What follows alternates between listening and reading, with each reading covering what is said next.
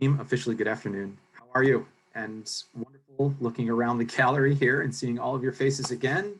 Fantastic to be with you for, unfortunately bittersweet. It's our last day together, and we've had the privilege of being together for the last 5 days. And I have to say, and just honestly, before we even start, thrilled to be part of the relaunch in Malta and everything that we've been able to do this week. And I can't thank you enough for your participation and making, even though we're virtual and we're not with each other physically, I really felt that through our conversations and through our chat and through your comments that we've discovered a closeness through this virtual world. So thank you very much. We've got another wonderful program today.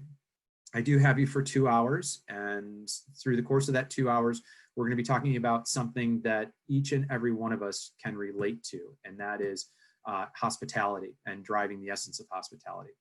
So what I would like to do in order for us to just start today, and we still have a few more people that are joining, and just maybe give them a little bit of an opportunity to join before we move right into the curriculum. Would anyone care to share an exciting breakfast that you had today? Did anyone have an exciting breakfast today?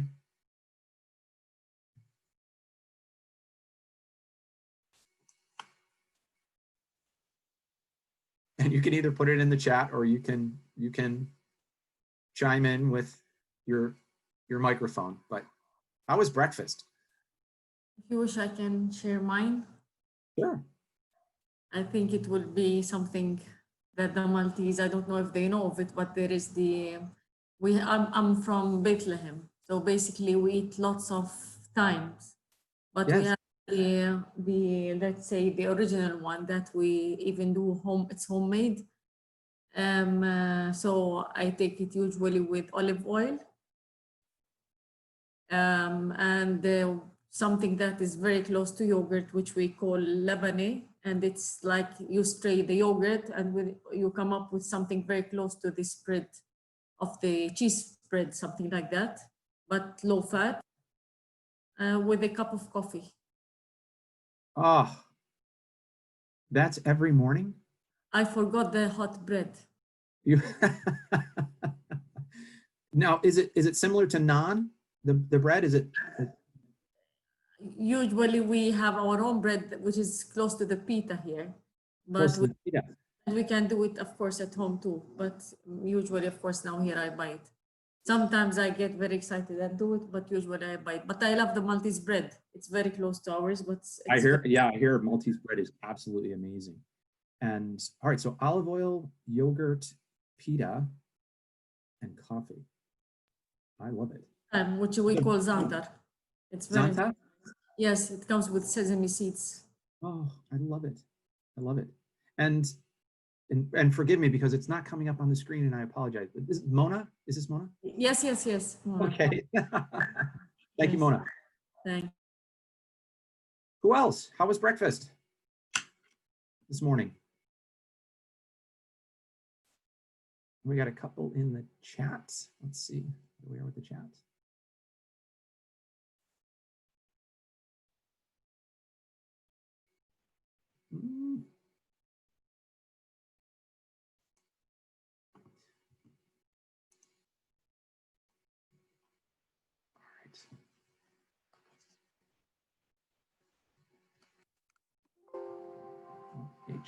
All right, team, if I can, I'm going to move right into the curriculum now.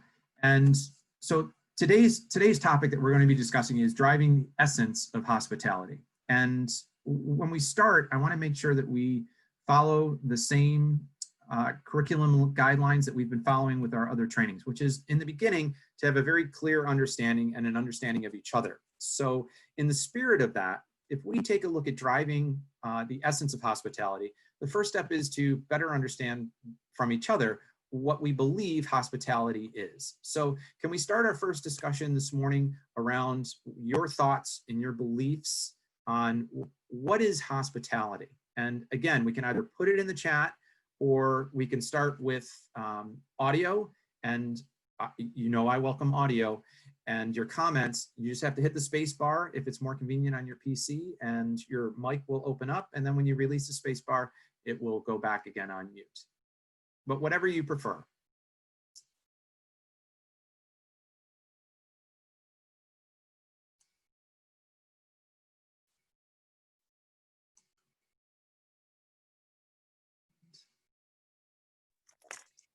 Joe, I can go if you wish.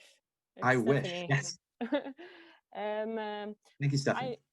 I look at hospitality as being hospitable. So you make someone feel comfort outside their own home. Oh, I love that. So making someone feel comfortable outside of their own home, extending a level of welcome to them. Service, exactly. Giving them what do they not normally get at home. So they should get spoiled. You know, the extra mile. Fantastic. Thanks, Stephanie. Great answer.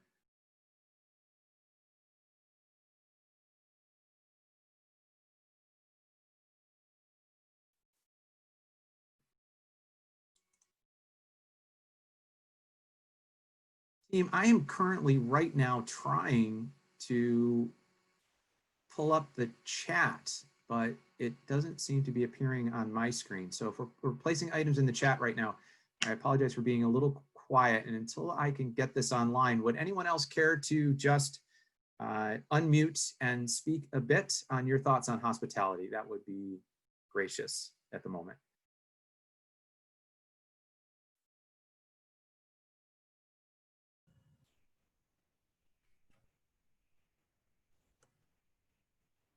Creating an experience for our clients.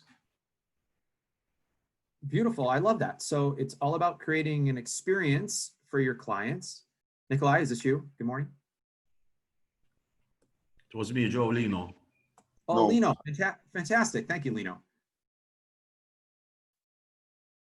I would say conveying the feel of comfort, the way the guests like it, not my way, his way.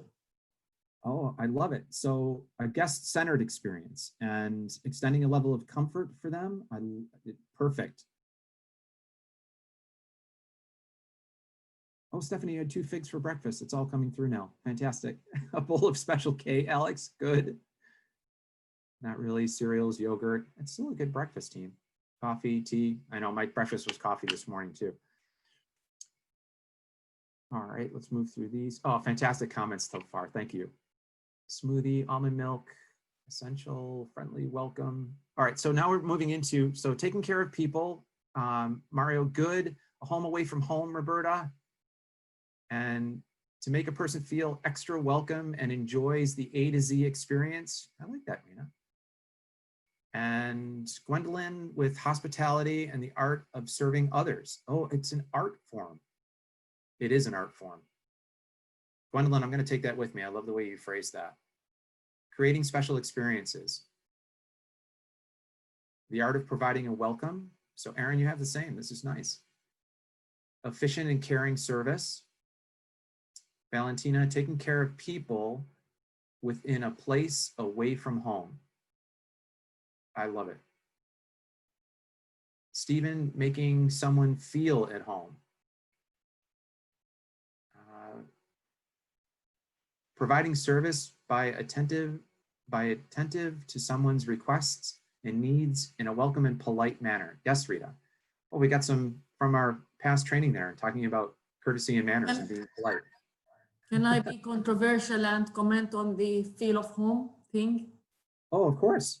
We usually say we want to make the guest feel at home. Sometimes the guest is going away because he doesn't want to be home. He wants to be away from home. So sometimes he doesn't want to remember home. So I'm going away from that. So I, to be honest with you, I'm starting to sing those cliches too much. We need to create new ones.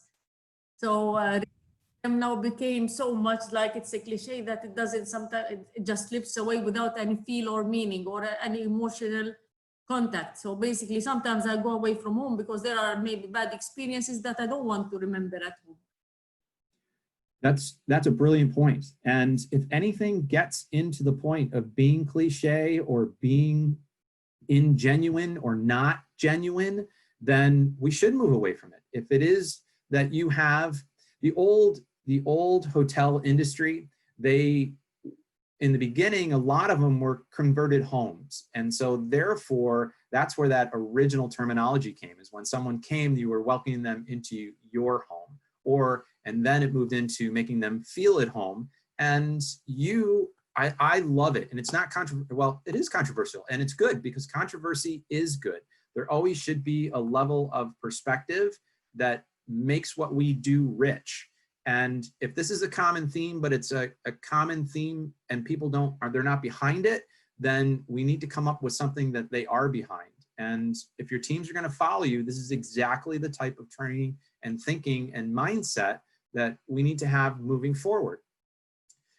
To tell you the truth, we're coming off of something now that none of us have ever experienced before in the hospitality industry. And people may want to have a retreat to get away from what they're experiencing right now. And this speaks, Rita, this was you making these comments, correct? Mona. Oh, Mona, I'm sorry. Mona, and yeah, they may want an escape. They may want to get away. However, some others also too would like more services than they ever get at home, like turn down at night, or in-room dining, or to have somebody pick up their clothes. When we went through the exercise of the family staying, and there's clothes everywhere and toys everywhere, to be able to have a service that they don't get at home. So in our home, we extend that to you as our guest. And those, if you want to move into, could also to help you a bit with this. If I am a hotelier, I would work now on new things that I will be offering to my guests after this. I'm talking about the post-lockdown, or let's say post-COVID. I would be offering something totally different from what was offered before, that might give him even a shock of thinking, not even something that they might be thinking of, because I think we should change a bit. It's becoming more of a, let's say, again, it's a cliche, what we're doing, it's a routine, what we're offering everywhere. So basically we need, I think, to come up with something to adapt to the new era, I see. And this is what I think. Mona, you don't have to be in the industry again I think you're in the industry. I know you just said that you're not in the hospitality industry, but you're in with us. And this is a great point. There are things that we look at being consistent. There are guests that look to come back to familiar places and familiar faces and familiar relationships. But at the same time too, what are we introducing to keep it fresh so that it doesn't go stale, or to keep it exciting, or to keep someone engaged, and have the ability to do that if that's what the guest is looking for. And therefore being able to take what we know, or our skills that we have, expand those so that we can fit it into the guest experience. When we talk about it's moving away from that checklist, and we talk about having it a guest-centered experience, this is what we're talking about. And it could be that your guests right now, coming off of the post-COVID era, is maybe wanting something different, or to just move away. So we have to be very, very sensitive, is the bottom line at the end, to what those guest needs are. And it's going to focus even more on our ability to observe what the guest's expectation of service is. And I feel confident, I do. I feel confident that through all of the classes that we've had together this week, that you have a good understanding of what that is, or an even better understanding, because from the information that I got from you in the beginning, you're already a very seasoned team with wonderful comments. And so this is just a way to be able to take that and incorporate something new and different. So I love your answers. Hospitality, there is a dictionary definition of hospitality, and I'd just like to be able to share that with you now. And it says, the friendly and generous reception and entertainment of guests, visitors, and strangers. And I just want to take a moment and look at this, because it mirrors a lot of what you were saying, maybe not so much to a physical location, because extending hospitality to someone, does it have to be that you're welcoming them into a physical location? Or do you think that you can extend hospitality to someone without the physical location?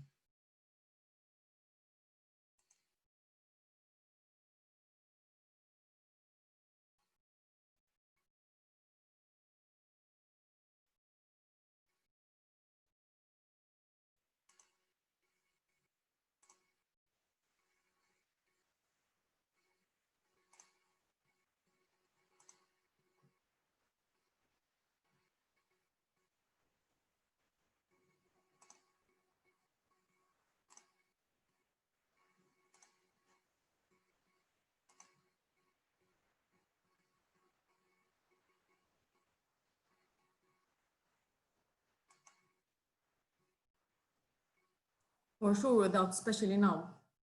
I mean, we have lived it already. If we are going to continue living like having our virtual meetings, and which is not the case, but we have passed it for the couple of months. So I think that we can extend hospitality without the physical location itself. Yes, yes. I like it, Mona. And we're looking like we're getting a lot of these same common threads in your answers now coming through the chat. And so creating an experience for the guests, Lino, yes. And providing service and being attentive to someone's requests and needs, a welcome, polite manner, and making someone feel comfortable away from their home.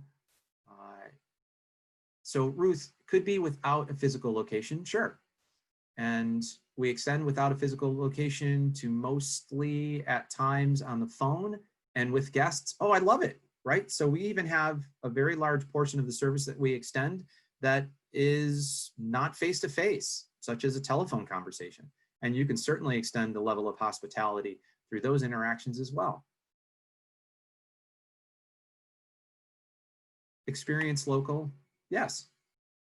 Lately, we had the virtual tours of the museums, the hotels, the whatever sites that we couldn't reach while we were in the lockdown. So basically, I think we were introducing also with that. I mean, it was with a sense of hospitality for sure. I agree. I agree. All right. So now that we have some more information, I guess is a way to put it, on hospitality, I actually gained a lot from just that last discussion. And let's take that into the next part of our training. And so let's take a look at what we're going to do today, just more specifically. And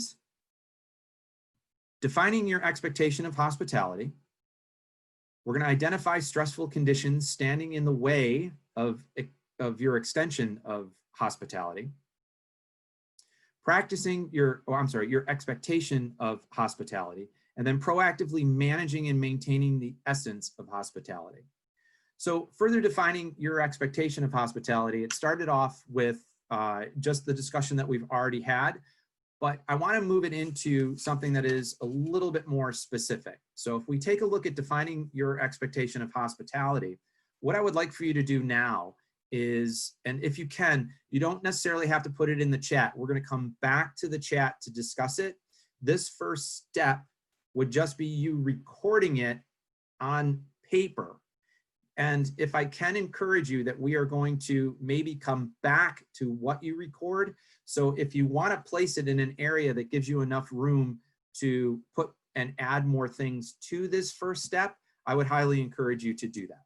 For instance, I would like for you to come up with a list, and just a very short list, doesn't have to be too extensive, but I really want you to put just a little bit of thought right now into defining what your expectation of hospitality is for your teams. So what do you expect them to extend to your guests? And it could even be elements of what we've already discussed in your definition of hospitality. But I now want to put it into just a list of behaviors that you want to see your team extend in order to deliver on your expectation of hospitality.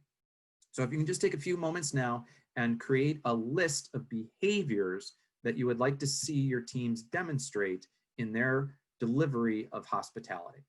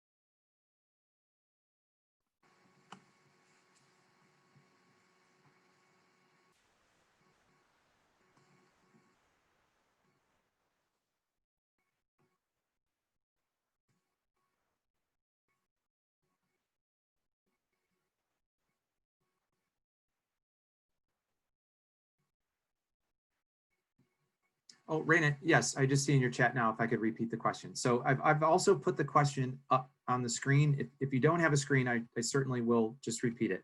And what is the positive behaviors does your staff demonstrate to show hospitality to your guests? Or what would you want them to show in terms of behaviors to extend a level of hospitality to your guests?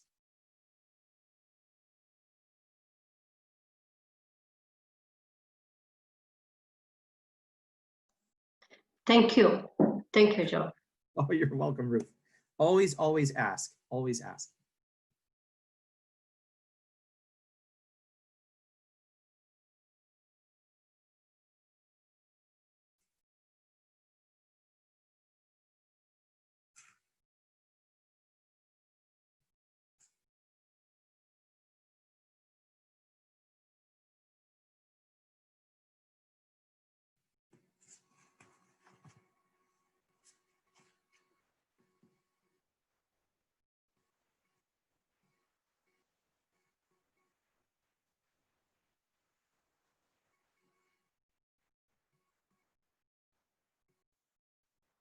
Okay, team, about 2 more minutes to finish up your thoughts.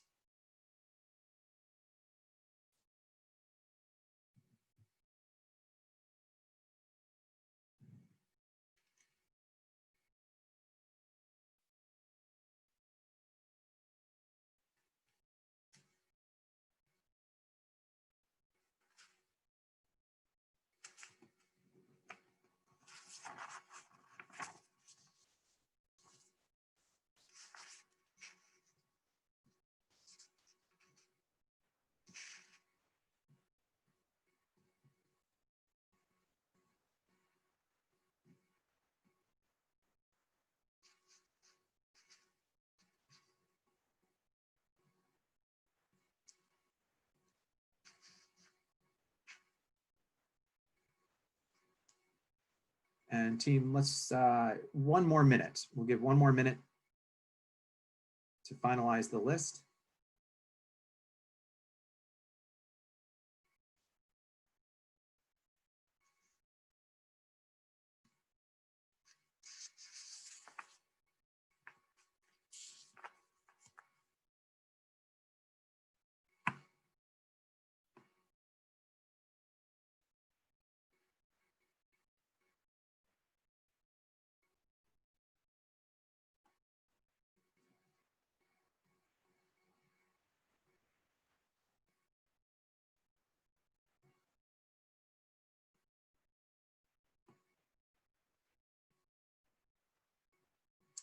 All right, team, if we can come back now, and for the sake of our discussion, is it possible to either verbally give your list, or can you put some of your list? You don't have to put all of it, but some of it into the chat so that we can get a sense of how and what we've come up with.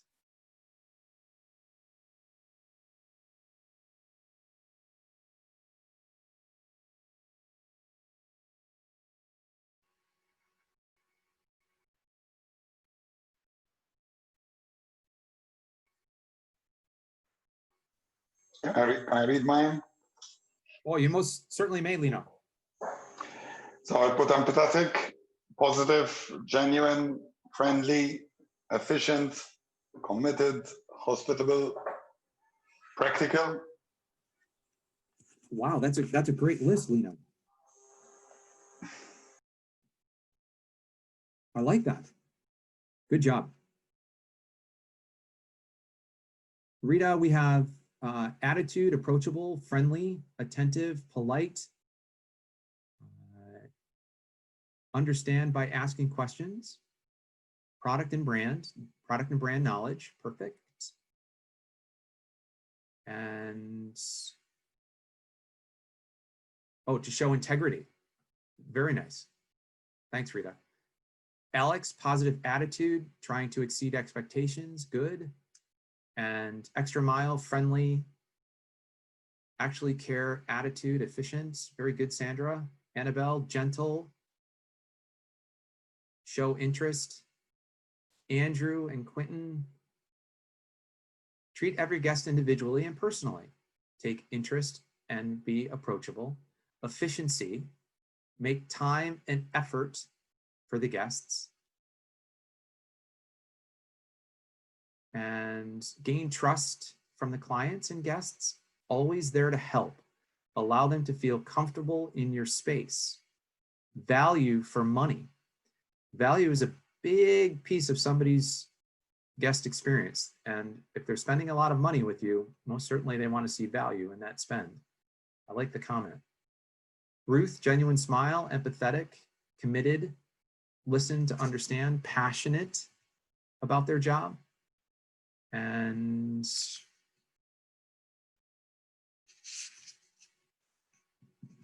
going to make a note.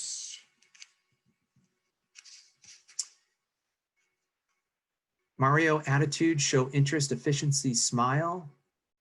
And Marika, yours is a bit the same. So a positive attitude, willing to go the extra mile, accommodate to the guest request, take ownership in any issue and follow up on it. Very nice. And Maruska, we have friendliness, value, attentiveness, empathetic. I love the introduction of empathy. Understanding, assertiveness, integrity, commitment, great qualities. First impression for sure. Empathy as well, Roberta, good, polite, gentle, never stop to listen to them, eye contact, I believe. Yes. Yeah, so taking a moment to stop and listen to your guests. Sandra, welcoming, friendly, polite, approachable. Great list of behaviors. Welcoming, friendly, polite. All right, good. So we're starting to see some trending in this, and I would like to maybe take it just a step further. And before I do that, Raina, you had some good comments too. So welcome, try to connect on an emotional level, adding anticipatory service as much as possible, and make sure they leave with a positive note. So that final close and anticipatory gestures or service or +1 that we've spoken about throughout the week. Perfect, I love it. We're already starting to incorporate these elements into what our expectations of our team's behaviors are. Now, can I say, Mona, I would say that putting into practice what my job entails, but with my own touch that would reflect that hospitality. So personalizing it, Yes. not just following a checklist. No, I no. love it, yes. And someone else had their mic open?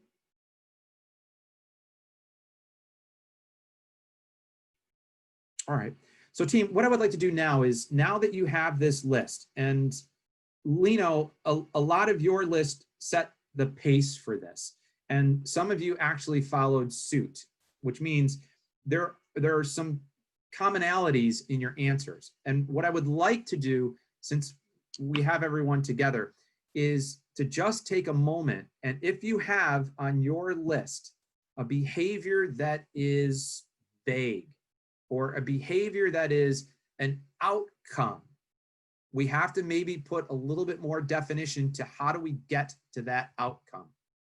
For instance, if you had, and what I've pulled from the list, if you have something on your list that says passionate, I would like to see passionate as a behavior of my team. All right, well, what can they do to demonstrate passion in their work?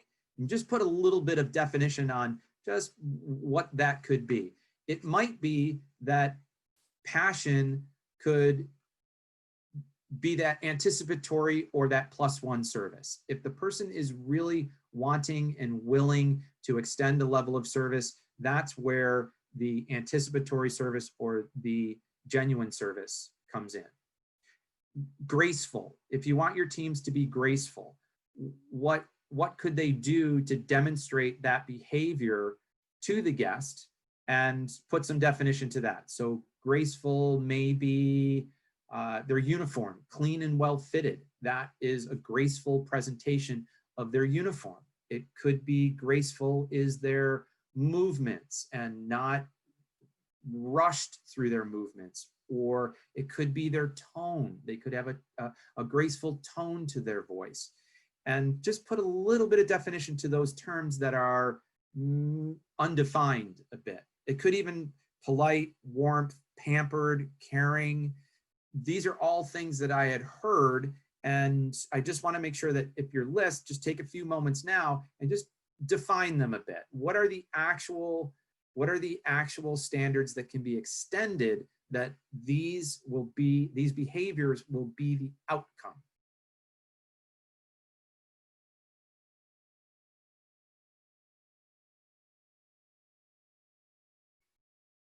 Oh, I'm sorry. So if you have integrity on your list, and I love that. Some individuals may not understand how important integrity is or what integrity means. And so just if you have it on your list as something that you want to see, just make sure you put some elements to what goes behind demonstrating integrity.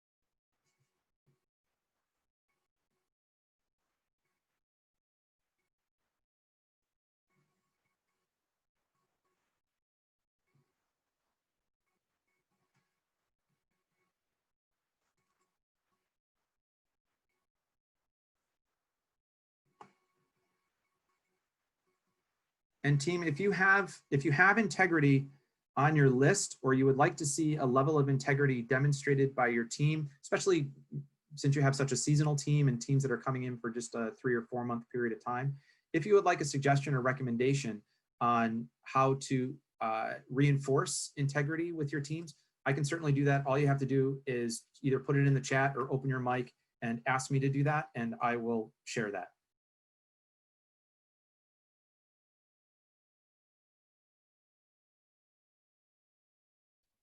I guess we would like to hear it. Okay, Ruth, well, since you asked. Raina, yes, please. And Andrew, yes, please. All right. So it could be, and I had this experience in a hotel that when I was younger, I worked in. And on the first day, it was a letter of commitment that I signed, and I had to physically sign it with all of my welcome paperwork. And in it, it said that over the next 4 months, as a level of performance, these are very key for me to be able to committing to these steps. And one was to show up for my shift, to embrace the hotel's philosophy on service extension, to treat my fellow employees with respect, to treat my managers with respect, to respect the physical property. And it listed out maybe just 10, I think it was 10. It was 10 things that I just as an individual was going to sign and say that I am committed to. And now I did because I believed in what I was doing. But there were some of my colleagues that maybe moved away from that list in their performance. And that list was always reintroduced, and it was put back on them that in the beginning, you committed to this with us. We believed you. You said that you were going to be a person of your word. And those are all things that will speak to an integral part of someone's character. But having that letter in the beginning, to me, was something that I saw as a plus. And through my career with all of my teams, I've always entered into a relationship with them that integrity was a very important part of that relationship. And so if you need to maybe just illustrate it a little bit further with your teams, maybe just come up with this one piece of paper that, or this commitment paper that speaks to integrity. Well, thank you for asking. Hopefully that was helpful to you.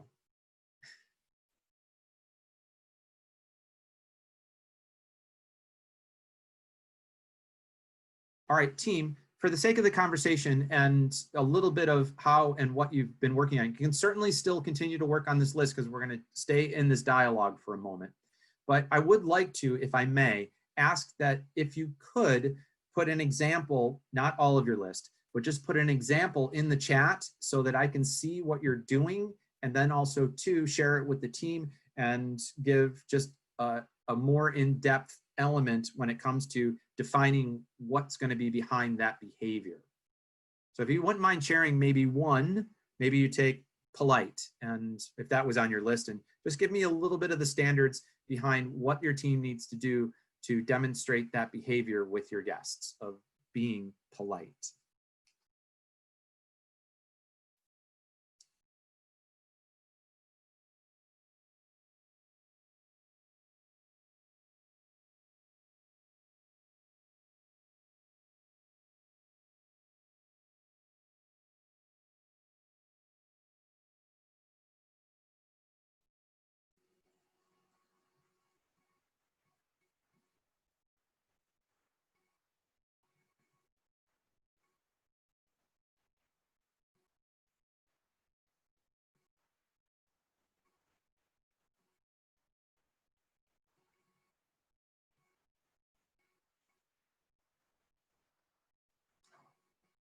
Edward, that's a perfect example. So if we take polite, Edward is put down, allowing basic manners such as letting the guest go through a doorway first, or could even be something as simple as holding the door, holding the elevator. If the guest is in the elevator with you, a basic, if you have elevators in your hotel, a basic level of politeness and elevator etiquette is that if you step onto the elevator and the guest is going somewhere else, allow them to go to that location first before you press your button and make them stop again, if that's where your location is. So we don't want to make the guest stop twice, once to let us on and then once for us to get off again.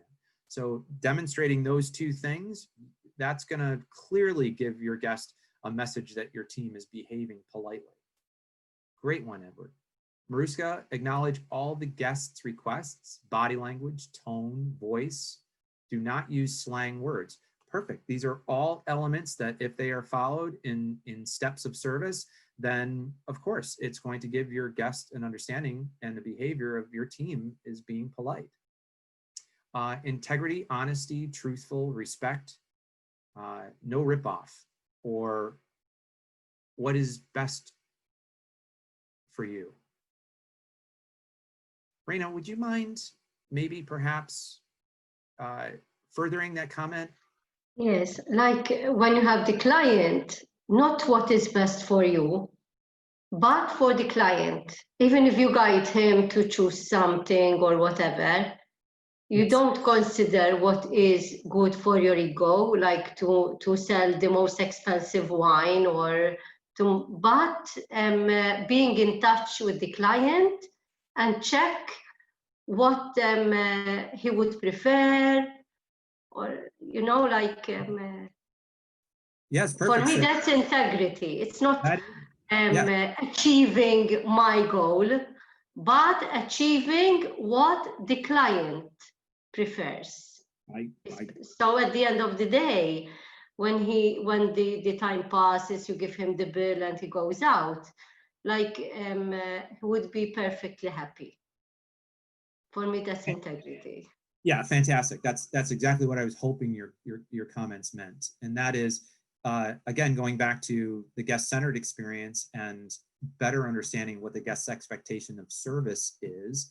And those genuine interest questions, that's another way that they apply, which is to demonstrate that you are being polite with the guest and guiding them through a process that they want to experience, not so much the experience that you have on your checklist. And then that could even too, when we went through the exercise of defining what standards can be done a different way off your checklist, this is a classic example of why it's so important. This is the outcome. This is how your relationships with your guests will be on a more respectful platform. I like that. I like the way you link that into that. Perfect. All right. Respect the guests and colleagues. Make the place of work your own. If you can do that, Lino, with your teams, and even though they're with you for 3 or 4 months, to look at their onboarding process that we spoke about, or that continued onboarding process, and continue to make them feel a level of ownership, not only in their performance, but the team's performance and the hotel itself. That's a really powerful element if you can constantly reinforce that every day. And if that pride is something that they have, then of course it's going to come out in their work. It doesn't have to be overly initiated. It's just going to be a part of what they do, the way they present themselves, the way that they look at things. But that is the importance of it. If you can get your teams into that position, that's going to be powerful. And it starts with us, though. And I do want to say that before we move off of it, leaders are not immune. And if it takes you to maybe take a step back and take a look at your ways that you demonstrate these elements to your team, then we may have to take that as well. So how do you show your team a level of integrity? How do you show your team a level of warmth or being pampered? Or how are you polite to your teams? It's all going to link back to your ability to be able to demonstrate these behaviors so that they can mimic those behaviors with your guest. But being at the forefront, and I can say that to you with comfort, because if we go all the way back to our first day on Monday, when we were talking about coaching, that was part of the program, and you brought that to me. I didn't need to bring that to you. That we have to take and show the example or be the example, and that's when I shared the fish stinks at the head analogy with you. But you came up with that for me, so I know that you understand that. Sandra and Nadine, organized. When you guide the guest in an efficient way, taking time to make the guest feel comfortable and not confused. All right, there is an element of this that I would like for everyone to just take a moment and understand, that organization takes a lot of hard work behind the scenes. The guest doesn't realize how much work goes into us coordinating a stay for them, whether they're an individual traveler or they're with a group.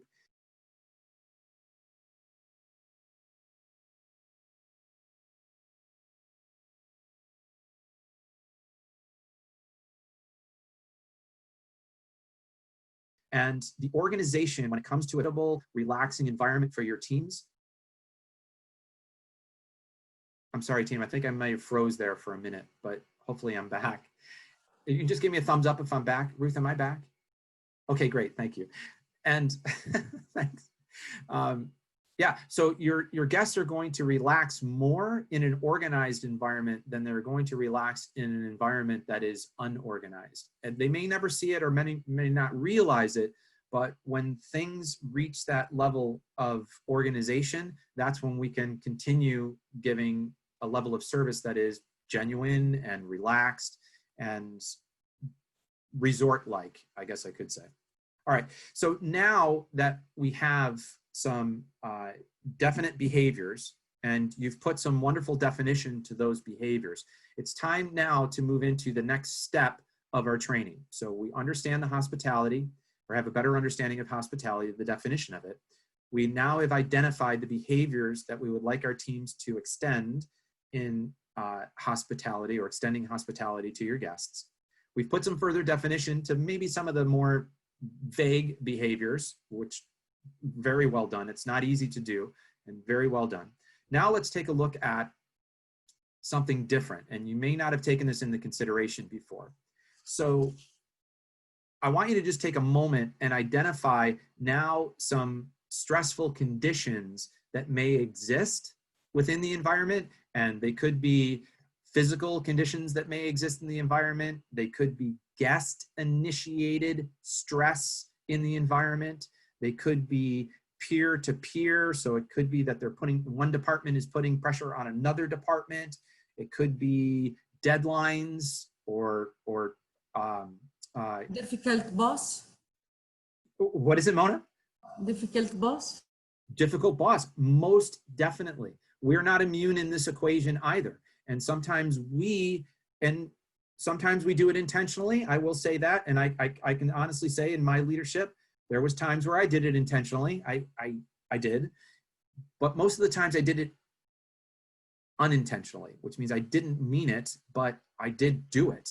And it's definitely part of this. So just take a moment and just maybe identify what are the stressful conditions in your department or in your world, and just list those out. And I'll give you just on the shorter part of about 4 minutes to be able to do that. But let me give you this as an example so I know that we're moving in the right direction. An example of this might be, how does a stressful situation could be when your guests are yelling at you or your team. So when a guest is yelling at you or your team, and put a little bit of, or identify what that is first. So just identify that a guest who's yelling could be a stressful environment. Let's just do that. And then make your list based off of that example.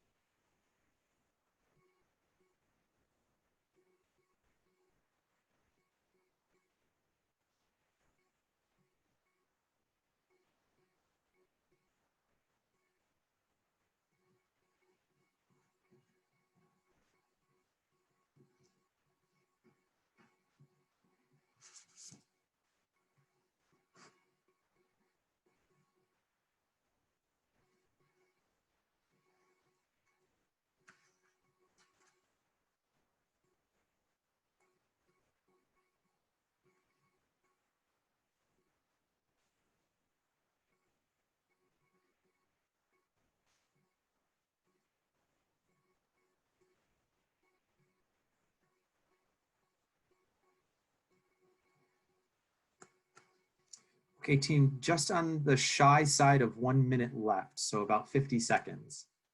If you can just finish up your thoughts.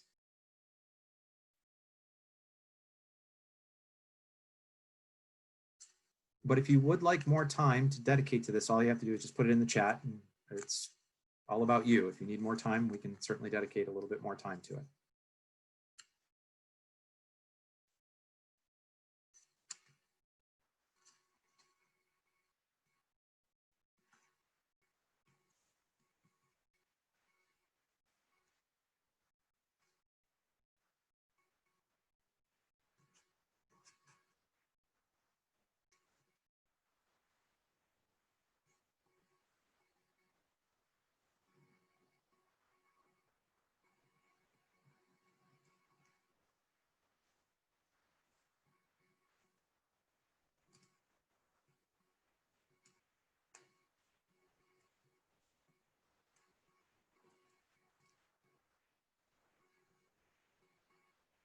All right, and if we can stop the written portion at the moment and continue with maybe putting some examples in the chat, and then we can further the discussion on stressful conditions.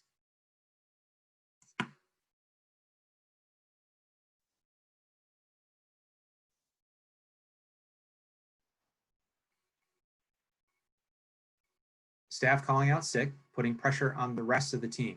Perfect, Alex. That's exactly what we're talking about. Aaron, short staffing levels. Most definitely. It could be a recruiting issue. It could be a budgetary issue. No teamwork. Perfect. You could even have team members actively working against each other. Budget expectations. Yes, it's a very real thing that we have to negotiate into our work for sure. Navigate environments, low self-esteem. not understood, poor communication, disrespectful, poor character, person, times, assistance at all team members or respective departments. Rita, let me make sure I understand that correctly. So poor character, oh, a person with poor character and at times no assistance at all from team members or respective departments. Yeah, so department to department, Rita, to your comment, that can cause a lot of stress. And sometimes our performance causes stress on other departments that we don't even realize. So when we go even through that onboarding piece that we went through, having that cross training to have somebody understand more about how their actions are going to affect another department, that's goes and links that back to how important that part of that training is. A superior who is not connected with the staff, I think most definitely.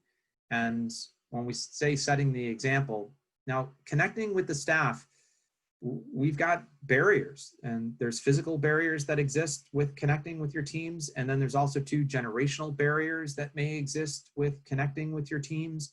Identify maybe what some of those barriers are as well. When we take a look at the onboarding process and identifying barriers, those are very real barriers that exist. And we didn't have an opportunity to speak about them, but it's in your best interest. What we did talk about then, and somebody had brought this up, and I don't remember if it was your group or the group before, but when you get a workforce that comes in from a different culture, and so we see now that there's different cultures that are entering into our workforce, to take a moment and understand a little bit more about that culture. Like for instance, if we had team members from Jerusalem, and we wanted to extend a little appreciation for a really job well done, and we had a Jerusalem breakfast tomorrow, and we had pita and olive oil and yogurt and coffee, then that's a connection. And that's the way to bring cultures together and experience and have some ways of learning just around something that could be even very motivational for your team. So I love that comment. Mona, you had your hand up. Can I throw it over to you for a moment? Yes, I would say stressful conditions will never stop, ever. Sometimes you can get stressed if you see somebody passing by you and you don't want to see that person. It can get to that limit. So what I think the best is how to deal with those stressful moments is how flexible you are. First of all, it starts by understanding the job, because what I was hearing from the industry that most of the people who apply for the job do not understand what does this job entails. So they just think about having money, just doing a job, having money and leaving. Now there is the work-life balance that they were not aware of. There are those stressful moments that you were saying, maybe a difficult guest that will be yelling at you, a difficult boss. So basically understanding, first of all, the job. Now, if you are willing to do the job and if you love what you do and how much you are flexible, then those stressful moments or conditions will be minimized. Most definitely. And actually what I love most about your comments, Mona, was in the beginning is that they're going to happen. They'll always be there. Our ability to be able to identify them, this is the first step in this phase of our training. And even taking a look at these, and you're 100% correct. How do we manage through those? And what are the factors that are going to maybe inflame those stressful situations? Because there are some things that we can do during those stressful situations that actually make them worse. Now, we can either initiate those or the team members can either initiate those, but the first step in this process is to be able to identify what those stressful conditions are. And even if we just take a look at some of these comments, they're all spot on. A superior who is not connected with the staff, that speaks directly to what we're just talking about. Good, Mariska. And then lack of equipment. So we've got budgetary, we've got lack of equipment, we've got when jobs are not done correctly or people not doing a quality job and then somebody else has to make up for it because it wasn't done correctly or have to do it twice. Staff not working as a team. Some clients want to have quick meals, others relaxed meals, technical problems, employees living, yeah, they're away from home too, stressful, long-term life at home. Sure, we have home problems and things in our personal life, and sometimes it's hard not to bring it to work. It does affect us. So short staff, etc. Most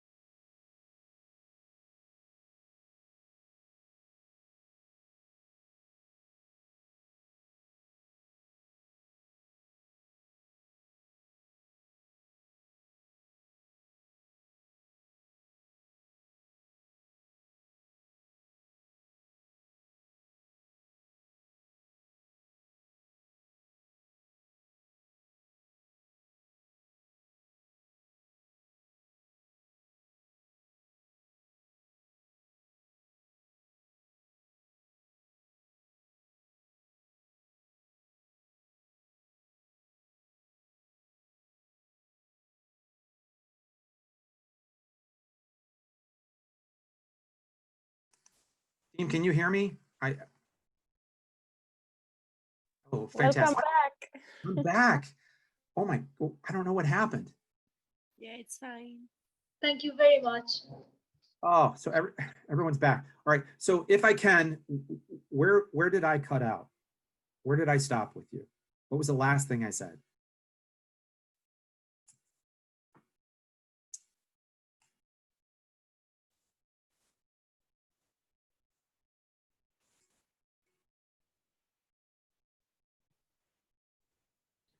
You were reading Rena's comment.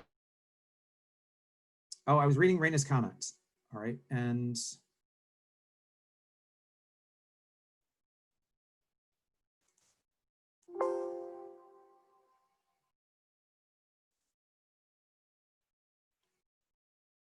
My last note is superior non-neck to the staff.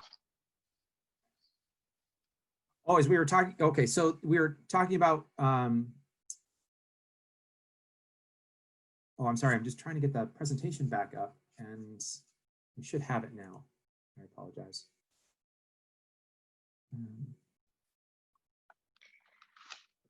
Just a reminder, Mona made a comment about being flexible in the circumstances. And I think that's where, and identifying what they are, the problems that come up. That's where I came. Okay, so here we are.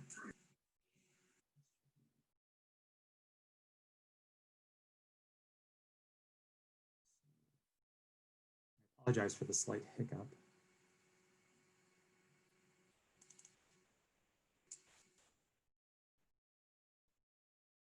All right, so Mona, if I can, your comments, and we were talking about stressful conditions and leaders and initiating those, and then we started, I believe, to talk about how departments and how we affect others, and as we talked about in the onboarding process with having that utilization of that cross-training.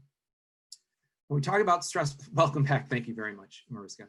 And when we talk about these stressful conditions, the next thing that, and just because we have to maybe recoup a little bit of time, is just now move into, now that we've identified these and you have a really good sense of them, and even with our conversation and understanding what these stressful conditions are. Mona, one of your comments that you said in the beginning, which was, again, that they're going to happen and they're never going to go away. So if I can, to just add this to the next piece of the training, which is, how are we going to practice this? And before we even go into that, if you can just put into the chat, do you think that stressful situations should be practiced? Or do you think that we just shouldn't talk about them and avoid them, or just let them happen because it's a natural way that we do business? What are your thoughts on this?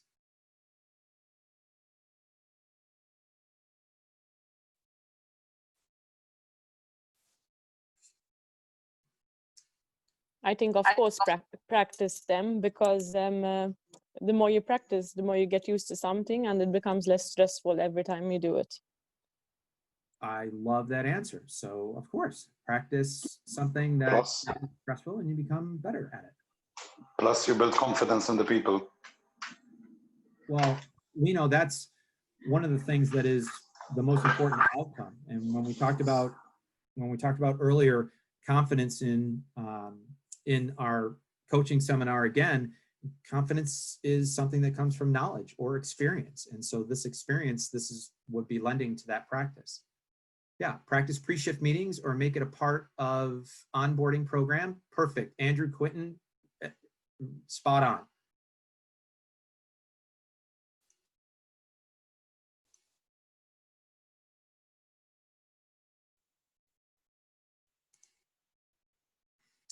Anyone else have thoughts? Should we practice this?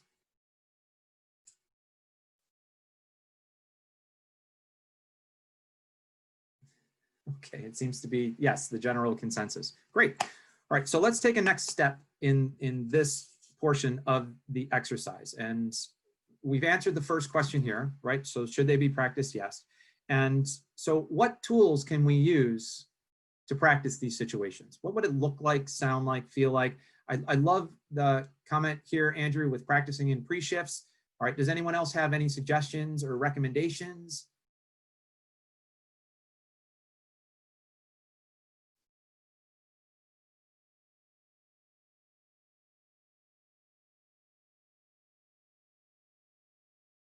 Something that was stressful once will become a walk in the park. I agree. And Reina, the more you practice and communicate with the team, the more you build confidence in the staff and you're able to deal better with stressful circumstances. Yes, 100%.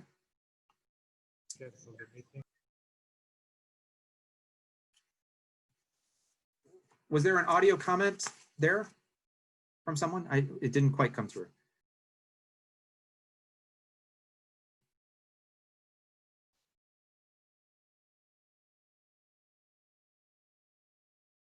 Do demonstrate or role play for them to better understand. Sure, so not only role playing, but it could also be a demonstration of it, or leaders bringing guests through leaders bringing their teams through that process.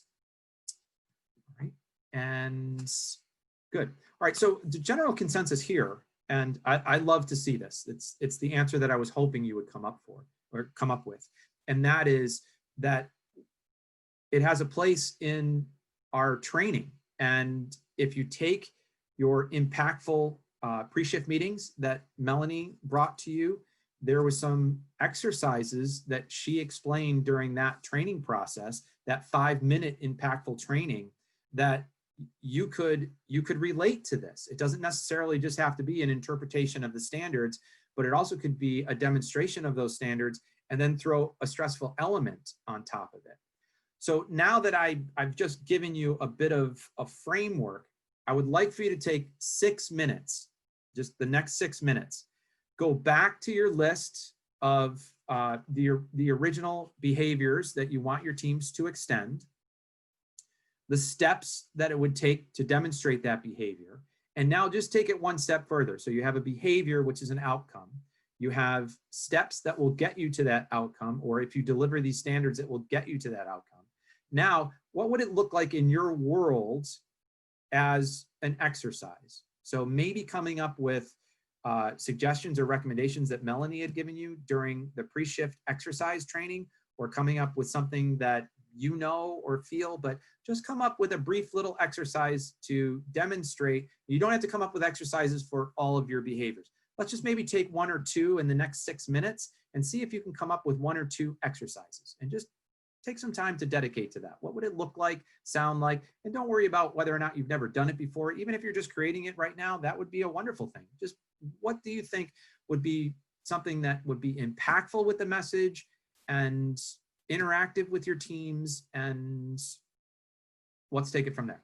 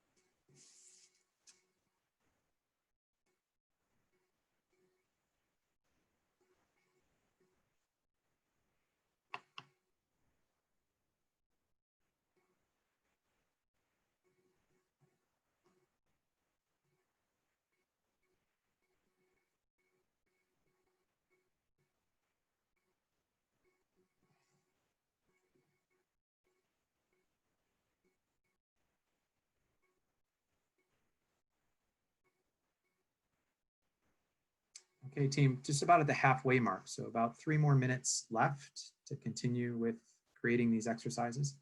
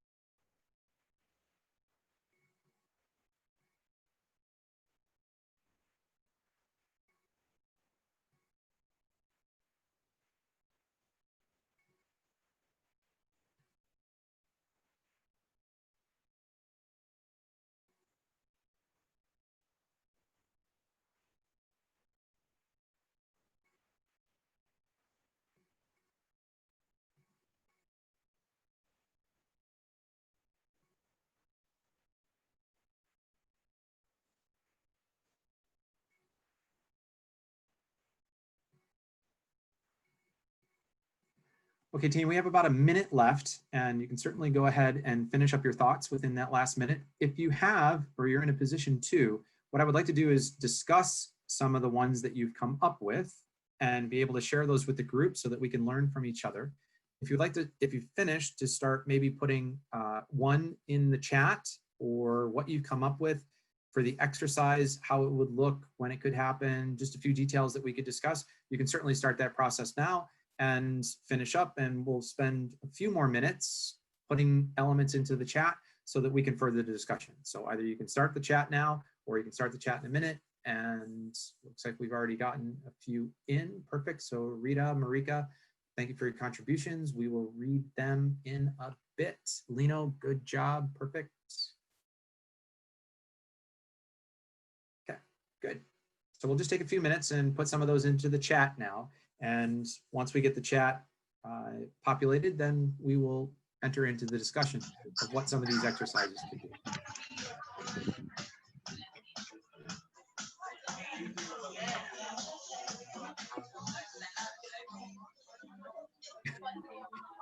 Everyone has music in the background.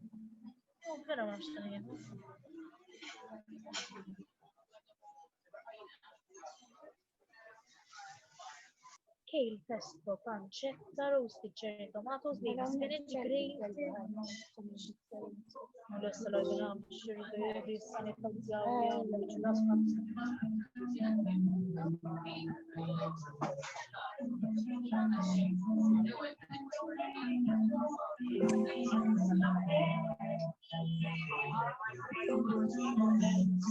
pancetta ham, naħseb imma jkun ċam.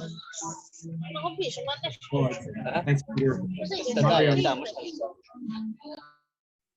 Thank you, Mario. Thank you, Peter.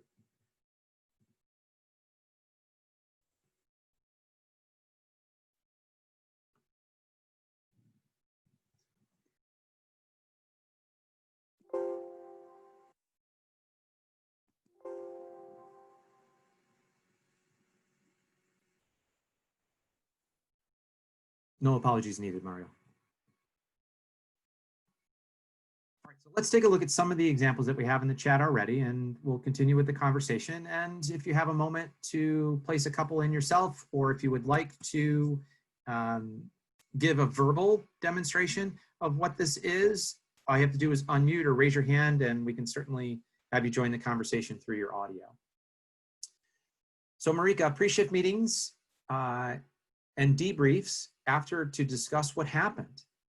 What could we have done differently, and let the team members open up and give their thoughts. So if I understand your comment correctly, to take real life situations that happen on a daily basis and then debrief them. And you can either debrief them maybe at an end of a shift or maybe the next day, and coach to not only what were the behaviors that were demonstrated, but what maybe the individual did well in that situation, and then talk about things that you could do to be even better. And I think that if you can even tailor this debrief around your coaching language, I believe that's what you were saying, and I agree with it 1,000%. This is a wonderful way to be able to keep your team also too familiar with the coaching language, and debriefing a situation, a real life situation, and what happened. It is a great learning lesson. We learn a lot from those stories and being able to look at something once it has already been done. And then going back to Lino, your comment, which is to practice, because that is where your confidence will come in. This is the process in which that will happen. If you don't do it, you run the risk of not building this confidence and not having these situations to be able to overcome the next time that they arise. Especially some of your stressful situations may be reoccurring. They may be something that happens every time. For instance, room's not ready on a Saturday when you have people wanting a late checkout and people wanting a late check-in. So Saturdays with a room not ready situation, that's a stressful situation. And how are you managing your teams to handle somebody checking in at 3:30 when their room is to be guaranteed available, but yet the person who is in that room prior hasn't checked out yet and we don't have the room available. So how do you handle that? That could be something that happened, and you can certainly use that as an example here. I like it, Marika.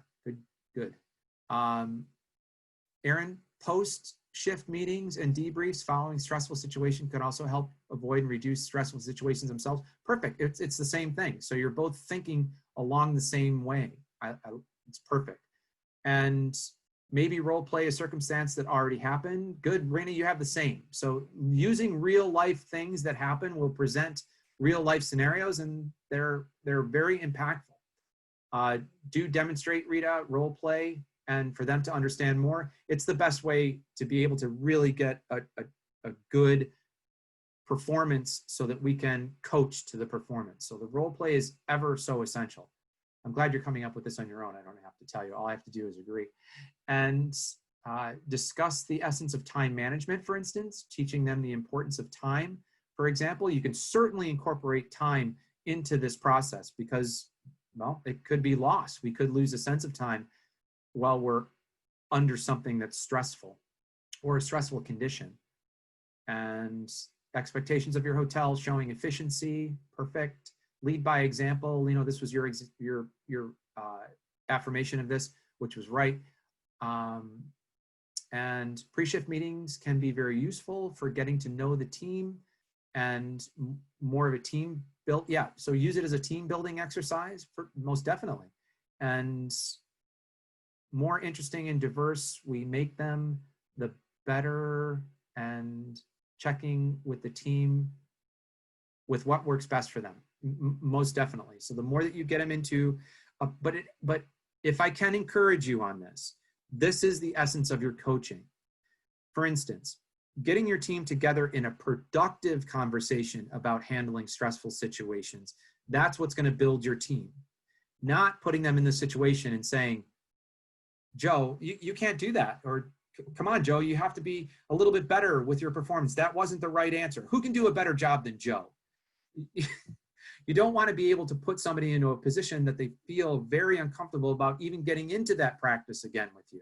Find those things that the person is doing well. If they need a little bit more coaching on areas to become even better, then allow the team to be able to assist in that process too. But this should all be something in taking that stressful situation and those real life situations that are really difficult to navigate, practicing them and maybe diffusing them a bit so that we're better equipped to handle them. And that's just the process. And you're coming up with it now with these suggestions and recommendations for your pre-shift meetings. And let's see, there's a couple more. So let me just, if I can, Maruska, with yours, recognize and complement good behaviors in order to boost the confidence of the staff. This is exactly what we're talking about. If there are any employee that finds it difficult to smile, hang in some quotes and diagrams, most definitely, where the guests do not see them in order for them to be more happy and positive. All right, can I tell you a funny story about that? So I had at one point in time, the communications office in a hotel. So I was over the PBX communications office. And when I would answer the phone, I apparently didn't smile that much, or you couldn't hear a smile in my voice. So one of the seasoned operators, she had been there for a long period of time. She drew this little smiley face on a piece of paper and she stuck it right to my phone. And she said, every time you're on the phone, think of me. Yeah. So it was funny, and I could always look at that smiley face and just think of her, and it would allow me to do that. So please don't think that anything could be too rudimentary or too simple and basic. These little things are what will allow your team to be able to connect. Now, and I will say this, I'll be honest with you, being able to come up with exercises for your teams, they're not easy. But once you come up with 3 or 4, that's really all you need to introduce, or the format, and then follow it up with the coaching and the debrief. And then your teams start to build into a routine of what to do during these exercises. So if you come up, and hopefully you came up with some either from your pre-shift training with Melanie, or even with your time with me today, but these exercises are and can be very impactful. Would you like me to maybe share and give you a couple more suggestions from a trainer's perspective on some exercises that you can introduce to your teams? Do you want me to do that? Okay, Raina says yes. And we have to be careful not to stress them out more. Most definitely, we don't want these exercises to stress them out more, but if we can get the stress in a controlled environment, then that's what will help them build that confidence. So here's one for you, and it's called Worst, Better, Best. And some of you might realize that I brought this up as a suggestion or recommendation from yesterday's training when we had the emotional scale. So pulling out the emotional scale, the outcome of the guest's experience, we want the guest, even if they're in a stressful situation, to still have a different outcome at the end. So if you introduce that scale, it gives them a visual of where we want to bring the guest. If they're low, we want to bring them high, and they can actually see it and say to someone, what would be the worst thing that we could do with this guest in this situation? And just let them act it out. Sometimes it has a way to get them started in the exercise and to make them feel a little bit comfortable. We can laugh a little bit at some of those things, but even though we're laughing at it, we could think to ourselves and say, oh, that actually happens sometimes. And that's the revelation or the message that you want them to have. Go through a better rendition, and then how can we handle this the best? And just have them go through that process. Here's another one, and it could even be with what you've done today with me, which is take like a bowl or a fish bowl and rip off those service behaviors and put them in a bowl. So if you want, and somebody pulls it out and it says polite, and say, all right, Joe, you're going to have to demonstrate to us the skills behind what you can do to demonstrate being polite. And then have another bowl, and those are your stressors. So a long line standing in front of you, a guest is yelling at you, your manager just came to you and gave you some negative news on your performance. Not that you would do that, but you'd have to be careful. But put the stressors in a bowl. So now I have to be polite. These are the stressors. Here's the scene, and just improv it and see what they come up with. You can even pull another team member to play the role of the guest, and they could pull that profile out and then get them to work together through the process. And sometimes it just helps to get it out. And this little exercise, this is an extremely effective exercise. And you can add a level of dimension by having them pull out what they need to do out of those bowls. And it could be fun, like, oh, I pulled this one, and then go through it. But that act is very important, of pulling it out of the bowl. And then two, another good one, if you have maybe 6 or more people within the pre-shift and you want to get more people involved, just line them up, and one line is the guest, one line is the employee, and the employee has to read the guest, handle the guest, and then you throw in that stressful situation and see how they handle that as well. And then when they're done, they just go to the back of the line, the next one comes, and it's just something quick. Now you can do 2 things with this one. You can either do a new scenario for each pair, or you keep the same scenario and the first person extends something to the behavior, which is to maybe demonstrate to the guest that you're showing care in this situation. As soon as they come up with one step of showing care, then they go to the back of the line and the next person has to show another step. They can't repeat the step. They have to come up with a new step. A little bit harder. Maybe that's something after they've had their positions for a little while, if you feel, but it's a great way to not only be engaged in the exercise, but they have to be listening to what the person said ahead of them. And then this way it keeps them even more engaged and they're learning at the same time.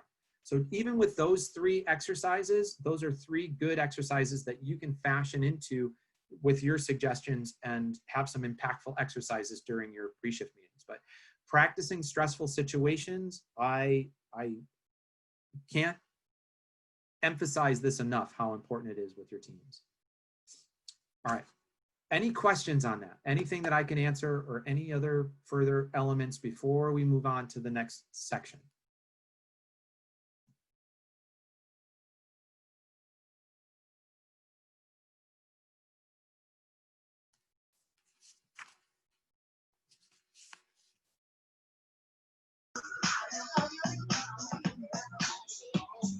Is that Mario again? Sorry, wrong button. It's okay. It added a different dimension to our training, the music. All right, so proactively managing the essence of hospitality. And if I can, this is a very important part of us as leaders to be able to add a different dimension of learning to your teams. And when it comes to your team's ability to be able to follow you as a leader, being proactive and getting things into a level of organization that we spoke about earlier, this is just going to give you some more elements to be able to do that. And when it comes to identifying what would take away from somebody demonstrating hospitality, this is something that I'm sure you're going to be aware of, but you may have never really identified it. And I'd like to just take some time with the remaining time that we have together to be able to identify it so that you can put this into your training with your teams. And it's understanding tiny triggers. And we have triggers, each of us. And there are things that happen that affect us. And so I would like to be able to explore this with you even more. So here's how I could explain it to you. So triggers, small, subtle communications, and they're transmitted. They're transmitted in our interactions with each other through words, through tone, through body language. But yet there are things that we do with our tone and our body language and the way that we interact with each other that we intend it to be one way, but the receiver may intend our actions a completely different way. And some of these are things that you may not even be aware of. For instance, my mother, and my mother, as some of the times when we interact with each other, she has a tendency to roll her eyes in the conversation. So I'll say something and she'll roll her eyes this way. And for me, that's a trigger for me. So at the beginning, or when I was younger, it used to drive me more nuts than it does now because now I understand it. And if I can, some of you might know eye rollers in your world, people that roll their eyes a lot. My mother rolls her eyes at everything. She doesn't mean it. It's just a natural thing that she does. It's part of her personality. But if you don't know her and you're in a conversation with her, it can be very disconcerting. Like she doesn't agree with what you're saying, and it shows right on her emotions. My mother's from Benevita, so I don't know if people in Benevita have that as a common, but she's in the northern part of Italy from where she's from. But this is something that she doesn't mean it, but the receiver of that then gets a different message from her when they're in conversation with her. So it could be something that is body language. It could also be the words that you use. When we talk about being articulate or using luxury language, some of our guests don't respect us if we have words in our vocabulary that are taking away from our intelligence, such as, well. They may seem innocent enough, but the guest isn't really getting a positive reaction when we use those because they're not having confidence in us that we know what we're talking about. It could also, too, be someone that has the word like in their vocabulary. And when you're ever in a conversation with somebody that says the word like a lot, it means that they don't have enough confidence, or they don't know how to further explain. And those two can send a negative message to the receiver. And sometimes the person who's speaking this way or conducting themselves this way, they may never even realize that they're saying it as much as they are, or that they're doing what they're doing, and it's having a negative effect. The second point, it may be received as positive or negative. For instance, even with myself giving you those recommendations, the ahs and the ums and saying the word like, some of you related to that. Some of you said, exactly, I get the same feeling if I'm out in a service interaction of my own and I am the guest or I am the receiver of service and somebody is using the words ah or like, I don't have a high level of respect for that person because I don't believe that they are in the moment with their information, or they're up to date with their information. Whereas others in this process could be looking at it and saying, no, I don't find that a problem at all. In fact, I have some patience with it and some tolerance. It depends on the person. So it's up to the receiver. It could be received as positive or negative. It could go either way. The next one, it sets off or initiates in the recipient a feeling, a response, or an action. So when we talk about a feelings-based interaction that we're having with our guests and our clients, this is something that is also attributing to the conversation. The way that our behaviors are, or the way that we are in the moment or out of the moment with the guest, it's going to create a response from them. And so what is the response that we want? And how is it that we are able to read our guests' expectations and then be able to fashion our actions to what we're reading from the guests? The next one, if we look at the impact, it's influenced by interpersonal relationships by the sender and the receiver. So it's a response, and we're in interactions with the guest. It also, too, we can affect each other's ability to be able to connect with the guest. If we have an arrival experience at the hotel, if I can maybe just give an example. If we have an arrival experience at the hotel and I'm waiting in my car, I can't get to the front drive, I finally get to the front drive and I have to get out of my own car, nobody's greeting me, I have to get my own luggage, I'm kind of moving up into the front of the hotel, nobody's paid attention to me. And then I go to the front desk, I may not have a high level of respect for the team, and that may come out in initially my interaction as a guest with the person at the front desk. And the person at the front desk may not even know that any of that happened on the front drive. In fact, they're thinking that the front drive is following through with their responsibilities and that this person was already welcomed, but it could be influenced by the relationship that the front drive had with the guest, and I may not even ever know it. And then the last one, if I may, is that it determined the impact of this, which it's up to the recipient. You can't define it for someone else.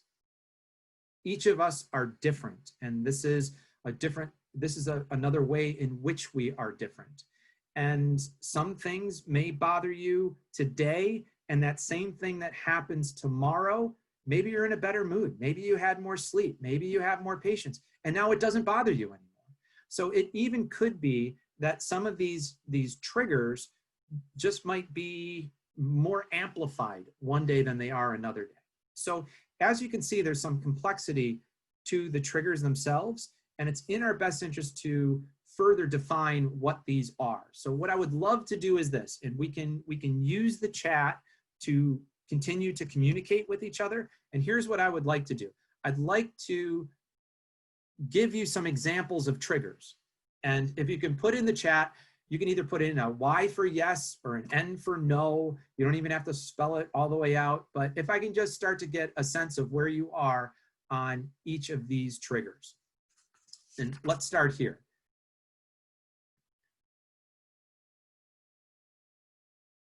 Someone now refers to you or your group as you guys. So it's maybe you're at a restaurant and you're with a group of people and you arrive at the restaurant and the host or hostess says to you, "Good evening, you guys, welcome to the restaurant." Does anyone here, is that a trigger for you? If somebody refers to your group as you guys, is that a trigger for you? I would say it could be yes or a no. It's according to the place itself and the person himself. For example, if I am going to a club, it's not like going to a 5-star restaurant. And acknowledging me with this, if I have important people with me, of course, I'll be very, very upset. But if I'm going for a club and I have those cool guys and everything, hi guys or you guys, and it's according to me, myself, if I am somebody who's very flexible and understanding, and I was thinking that of the situation that this person was trying to do his best to be hospitable, and he does it this way, I will accept it. But if I am somebody who is looking for the detail of the detail, then I will be angry. It's again, it's a matter of perspective. Mm-hmm. Yeah, so that's exactly what we're talking about, Mona.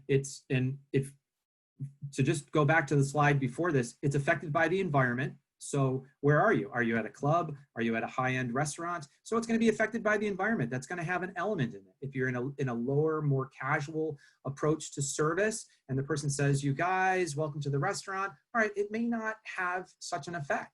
But if you're going out for an elevated level of service experience and the person says the same thing, now your expectations are different, and now this could affect you differently in the outcome. And everybody's putting this into the chat basically the same way, which you're starting to get an understanding of this. Now, this could also be a gender element. Take a look at our participation base today. We have over 35 people in this training today. And if I was to continue in this training saying, you guys are doing this and you guys are doing that, from a gender perspective, I am alienating over half of this audience, because half of this audience are not guys. I'm just throwing that out there. So even my ability to be able to introduce that as a portion of our training, it could be for some people in the audience disconnecting with me, and I would never even know it. So let's travel. Let's continue traveling down this road. You're doing it well. All right. So someone cutting you off in conversation. So you're speaking and then someone cuts right in over you. Is that a yes or a no? No, that one frustrates me a lot. What was it? It frustrates me a lot. Say it again. It gets me very angry. I can't hear you. What was it again? It gets me very angry. What was it? Again. You're doing it on purpose. Oh, I'm so sorry. I'm so sorry. Yes, Ruth. Yes. Go ahead. I'm sorry. You have the floor now. Oh, it was just that it gets me a bit very angry, not a bit. Oh. No, sometimes the triggers can make you infuriated. They can make you infuriated. Right. Let's go to the next one. How about this? Someone who speaks down to you or thinks they are above you.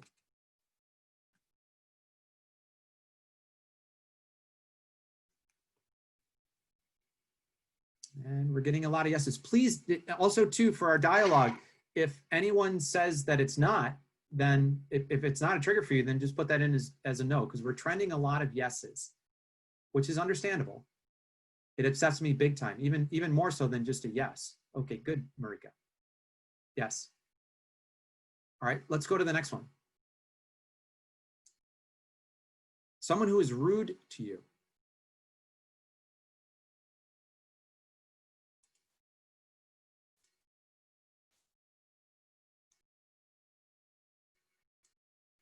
Oh, it frustrates me. Yes, it can be extremely frustrating. So not only does it instill a level of emotion, but it's now also frustrating. All right, we're getting a lot of yeses. All right, let's move to the next one. Someone who is rude to someone else in your presence. Perhaps, let's say that you're checking someone in at the front desk and the person isn't necessarily being rude to you, but somebody within their group says something and the person says, stop talking. I don't need you to talk anymore. So you can just be quiet until I finish over here. So they're not necessarily being rude to you, but they might have had a rude level of behavior to someone else or disrespectful behavior. Yeah, we're getting a lot of yeses in this one as well. All right, let's move to the next one. Someone who litters. And let me further clarify that word. Someone who just throws garbage wherever they want. That has no regard for their environment or putting something in the trash. They just drop it wherever it is and they don't clean up.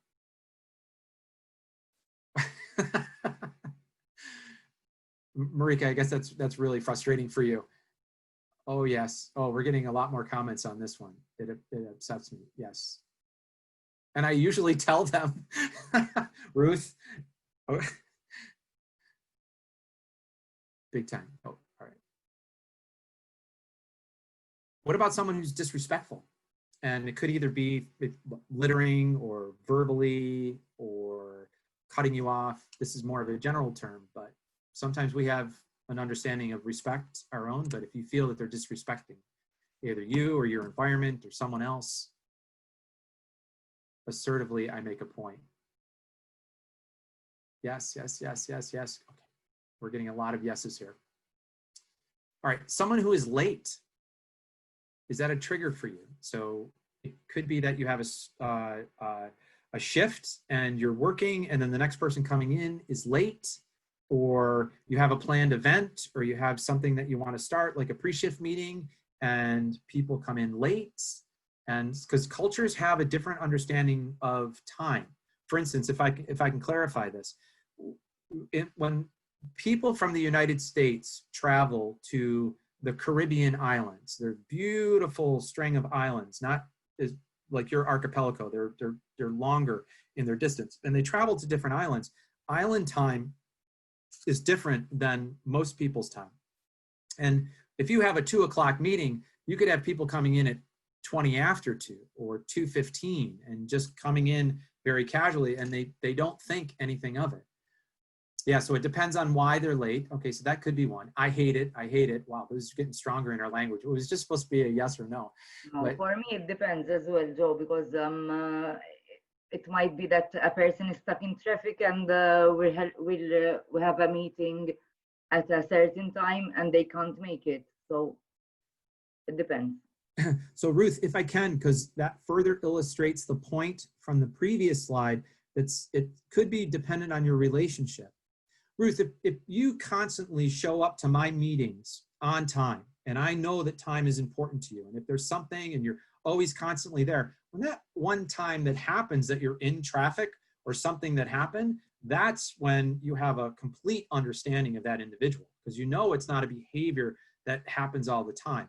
But if somebody's constantly late or they're trying to always be on time, then that in a situation could, over time, start to become a trigger for other people and or for someone. And that's a very good point, that sometimes it's an immediate, but sometimes it could also be cultivated over time that something becomes a trigger, like being late. And it depends on their reasons, for sure. Management and punctuality is a crucial asset.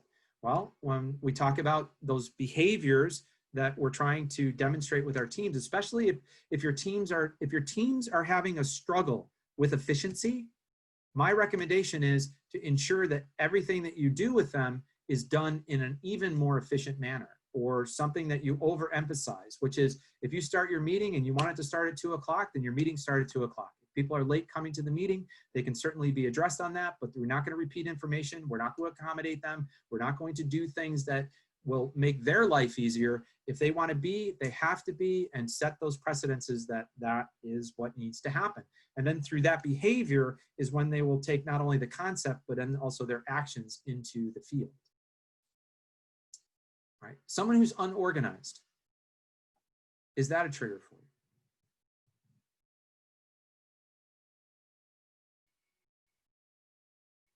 Yes, depends on the reasons. Time management, yes. Definitely yes. Sylviana, good. Ruth, no. Mariska, yes. Rita, yes. Ruth, while we're getting these other answers in, can I just have you expand on yours?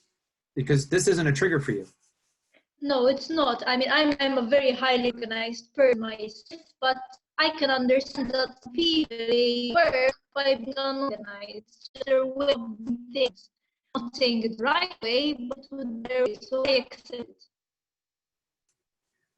I can see that. And sometimes when you are more of an organized person, there are times where you could have a tolerance knowing that other people don't subscribe to the same that you do.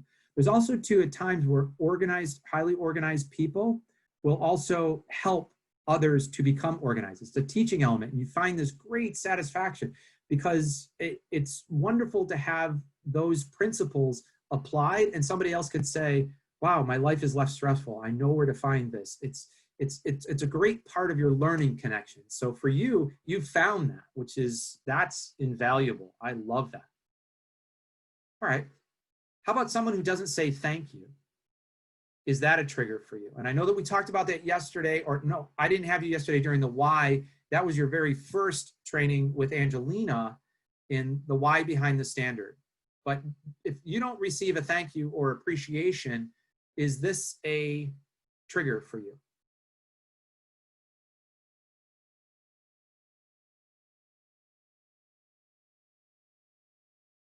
Yes, and I would say thank you myself to send a message. Sometimes sarcastically, oh, thank you. And then there's your lesson. So I've done that before as well. Not really, depends on the situation. And Mariska, would you mind, since you're on, and we've got a couple other no's, and maybe just verbally give us an explanation on why this isn't, it's not a trigger for you. It depends on the situation for me, because it might be that I'm just doing it because I feel like it's not a thing that I do obligatory. And if they don't really understand and thank you for it, it doesn't matter. I did it from my heart because I felt it, and it's okay. Perfect, perfect. That's a great explanation, right? Because that's your explanation, and you don't have to justify it. You don't have to justify any of these for anything. These are yours. And if it's something that you feel, then that has to be respected by the people around you. And that's where we start to make more progress with our teams. So if I can just read this one from Reina, not really, because I feel it good within myself. And Lino, with yours, it's a trigger, but unfortunately it's becoming quite common. It is becoming quite common. And again, when somebody comes to your establishment, if appreciation for their business or appreciation to show value for their business, that's where this is really important. And for some people, it is very important. And for others, it might not be. But it's always in our best interest to be able to show that appreciation first and err on the side of showing appreciation. But this is powerful. And I know that we talked about it yesterday about how powerful the thank you is with opening the door for someone. But do any of you, do you drive a vehicle? Are there vehicles that you drive? And when you're driving your vehicle, do you ever let somebody come in and merge in front of you? And you do it out of the graciousness of your heart, like, oh, I just saved them some time, they can come in. And then they don't even look at you. when they cut in front of you. They don't even look at you or give you a wave and say thank you. Does that get to you? Are you in your car saying, I'm never going to do this again? Look, they couldn't even give me a wave or look at me. I really helped you out, and there's nothing. Yes, quite often. It upsets me. All right, so just take that, and even too, you can use this, but take this because this is also to empathy. It's being able to take something that you feel and either illustrate it for your teams as a learning lesson, or to be able to have your teams connect to it so they understand the purpose of the standard, which the standard of demonstrating either a thank or a well wish, whatever those are, we want to avoid your guests ever having the feeling that you have in this scenario or this situation. All right, so what are your micro triggers? Now, team, just because we have a little bit of a time constraint right here, I would love to be able to move this through to discussion, but what I encourage you to do is maybe explore this a little bit more now that you've been introduced to it, and just take some time and write down even more micro triggers that you may have. The next thing that I would love for you to do is to be able to identify your team's little tiny triggers. And here's why I say this. The more that you can even bring this into, and it could give you a different dimension of your learning with your teams, it's not only identifying stressful situations for them, but how they react at times and what could trigger that is going to be extremely, extremely important. So sharing it with each other, these tiny triggers, is a way that we can give each other a gift. And once you're aware of them, then we can avoid them or assist our colleagues when they're in these situations. Now, what do we do about it? So how can we support and how can we better be able to assist? Because these exist, how are we going to address it? Well, can I share a story with you? Okay, good. So I was working in a hotel and I was over the front office. So I had all the front office teams. And someone came up with the idea of putting a big bowl of apples at the front desk for the guests. So when the guests check in, they could have an apple, a little bit of nourishment. And I found out very quickly that my trigger, my tiny trigger, is when somebody is speaking to me with food in their mouth. So I would have guests come up and grab an apple and they'd take a big bite out of it, and we'd be going through the conversation and they're chewing and talking to me at the same time. And that's a trigger for me. And I discovered it through this process. Now my teams also realize that I become paralyzed a bit with my triggers when they're tripped. Now this trigger was tripped, and when I have that situation, I'm not as personable, I'm not as engaging, I'm not as forthgoing with genuine interest and anticipatory service. I would love to be able to say that being the industry professional that I am and very good at extending service, I still get tripped up by these. So they had what was called, it was called Codename Apple. And we were all on earpieces. And so if I had a check-in and somebody was conducting themselves this way, they would actually speak in apple, Mr. Dupre has an apple. And so somebody would come up and say to me, Mr. Dupre, you have a phone call, I'll take over the rest of this check-in for you. And they would come in because it's not a trigger for them, and that guest would still then get a high level of service, and I would just back away. And I would go in the back and just gather myself and get myself centered so that I can go back out and handle the next person. Now, given that story, think about if somebody's trigger is when somebody's yelling at them or being rude to them or speaking down to them. In that situation, it's not always easy to recover. It's even harder to recover. And if there's a line of people, what's the next 10 people going to experience from that front office agent if their trigger has been tripped and they're not of that mindset? So if I can share with you, taking a walk around outside, getting some fresh air, that helps you come back to center. Maybe taking 3 deep breaths, counting to 10 in a quiet place, that helps you come back to center. Maybe it's taking that 15-minute break and going to a place that's quiet, and there's no noise, and that you can recenter yourself and come back. Maybe that's your trigger, or that'll help you reset your trigger. Maybe for some people, it's talking about it. So if you are a leader and you see somebody's posture's a little bit off, maybe just pull them off the floor for 5 minutes and just say, tell me what's going on. and just tell me the story and let them get it out, because the thought of getting it out or the act of getting it out, this is actually helping them try to reset so that they can go back for the next person. So given that these are all things that could happen, it's also in your best interest to be proactive with your team in helping not only identify what triggers could be, but also even making light of some of them and helping people overcome them and have this as a different element. All right, so we have to conclude because I've already taken just a few more minutes of your time, and I apologize for that little hiccup that we had earlier, and we're just a little bit behind, but let's just quickly recap for the day, if I may. And here we go. So defining your expectation of hospitality, I love it. Maybe have your team do the same. Stressful conditions and identifying what those are. That's a very important part of leading your team. Practicing your expectation of hospitality. So putting these into your pre-shift meetings and making it exciting. And then finding ways to be proactive. And it could even be the trigger exercise is something that you introduce to your team, just so that they have a better awareness of their behaviors and what they are doing in the operation on a daily basis. All right. So this brings us to the end of our training today, and it also brings us to the end of our training together. And I just want to say before, because I know that this is a trigger for a lot of you, thank you so much for your time. I had a wonderful, wonderful week with you, and I look forward to possibly training with you again.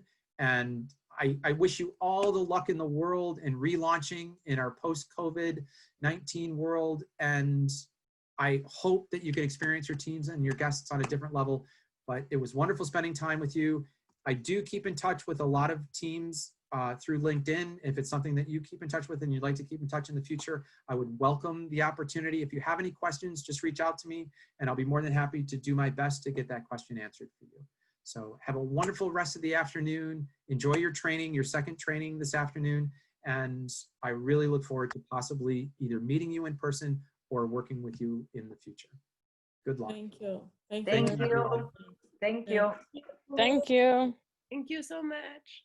Thank you, everyone. Thank you. Thank you.